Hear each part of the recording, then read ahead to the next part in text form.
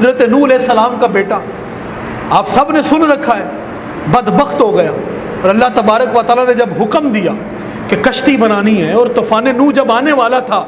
وہ جو طوفان تھا اس سے پہلے کہ کشتی بنائی گئی، اس کے اندر جوڑے جو ہے رکھے گئے، اور جانوروں کا بھی ایک ایک جوڑا بٹھا لیا گیا، اور وہ لوگ 950 سال تک تبلیغ کی۔ جو پریچنگ پیریڈ ہے حضرت نوح علیہ السلام کا، وہ 950 سال تک ہے، اور اس کا امپیکٹ کیا ہوا کہ چند لوگوں نے صرف اسلام قبول کیا، چند لوگوں نے حضرت نوح علیہ السلام کا کلمہ پڑھا، باقی سب کے سب بدبخت تھے۔ اللہ کے نبی نے پھر اپنے رب کی بارگاہ میں ہاتھ اٹھائے، پھر حکم ہوا کہ آپ ان لوگوں کو محفوظ کریں جو آپ کے ساتھ ہیں۔ تو پھر وہی ہوا، ان کو بٹھا لیا گیا، بعض جانور بھی بٹھا لیے گئے، ان کے جو جوڑے تھے جانوروں کے وہ بھی اس کشتی میں سوار کیے گئے۔ تو حضرت نوح علیہ السلام کا بیٹا، اس نے اپنے باپ کی بات نہ مانی، تو جب طوفان آیا نا اور وہ غرق ہو رہا تھا، اس کو قرآن نے بھی کوٹ کیا ہے، تو اس وقت پھر حضرت نوح نے اپنے رب سے کہا، باپ تھے نا، پھر بچوں سے پیار تو ہوتا ہے،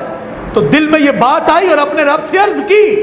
کہ مولا یہ میرا بیٹا ہے، لیکن اللہ نے کیا فرمایا، انہو لیس من اہلک، اور میرے پیارے نوح یہ تیرا پتر نہیں ہے۔ معاذ اللہ اس لیے نہیں کہا کہ وہ کوئی حلال زادہ نہیں تھا، یا معاذ اللہ کوئی اور بات نہیں تھی، ایک بات تھی، وہ بات یہ تھی کہ رب کا جو محبوب نبی تھا اس کا کہنا نہیں مانا تھا۔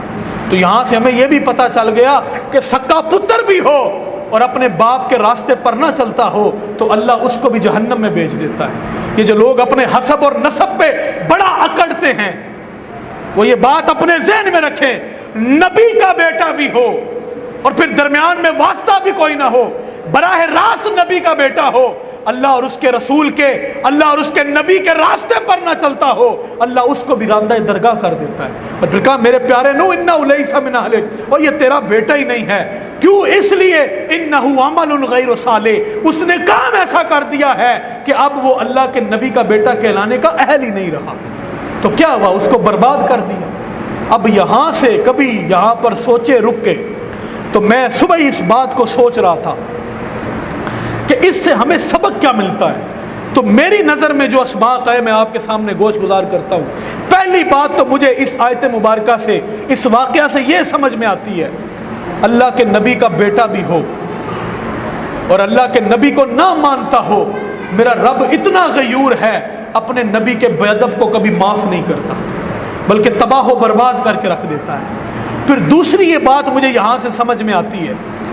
کہ گستاخ ہو کسی اللہ کے نبی کا تو رب جو ہے